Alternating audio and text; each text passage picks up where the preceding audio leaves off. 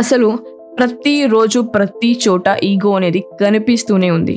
క్లాస్లో కానీ, ఆఫీస్లో కానీ, వాట్సాప్ స్టేటస్లో కానీ, అంతెందుకు మనం డైలీ స్క్రాల్ చేసే రీల్స్లో కూడా అందరికీ ఒకే ఒక్క ఫీలింగ్, నేనే బెస్ట్ అని, అండ్ నేను తప్పు చేయను, అండ్ నేను ఎప్పుడు టాప్లోనే ఉండాలని అనుకుంటారు. సరే, మన మధ్యలో ఈగో చూడడం అన్ని కామన్ అయిపోయింది. కానీ మీకో విషయం తెలుసా? దేవతలు కూడా ఈగోకి శిఖరం చెప్పారు. విషయం ఇది కాదు. ఈ ఈగో యుద్ధంలో నుంచి జన్మించింది ఒక మహా దివ్య రూపం, ఒక జ్యోతి, ఒక శిఖరం, ఒక దేవస్థానం, అరుణాచలం.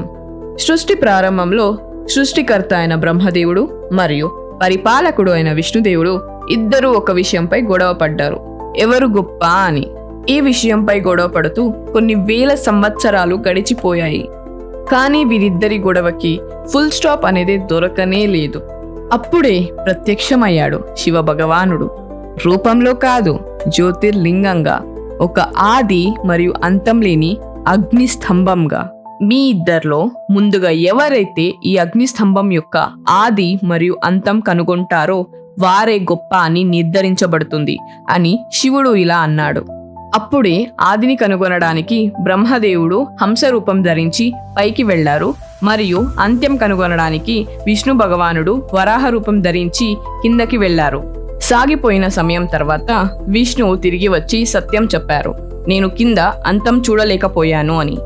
కానీ బ్రహ్మదేవుడు ఒక కీటకి పువ్వుని సాక్ష్యంగా తీసుకుని వచ్చి నేను ఆదిని చూశాను అని అబద్ధం చెప్తారు. అబద్ధానికి ఆగ్రహించిన శివుడు, బ్రహ్మ, నీకు ఈ భూలోకంలో ఏ గుడి ఉండదు అని శపించారు.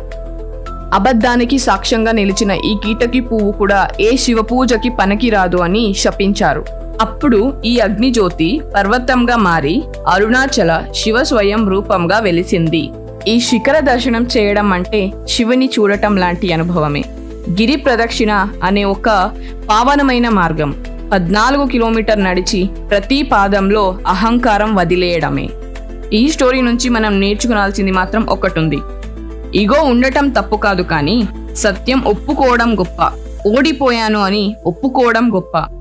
దేవతలు కూడా ఈగో పడ్డారు, కానీ సత్యం చూడటానికి శివదీపం కావాల్సింది. అరుణాచలం ఒక శిఖరం కాదు, అది ఒక ఆత్మదర్శనం. ఈ స్టోరీ మీకు నచ్చిందా? నచ్చింటే లైక్, షేర్ అండ్ కమెంట్ చేయండి. అలాగే మా ఛానల్ని సబ్స్క్రైబ్ చేయడం మర్చిపోకండి. Thank you.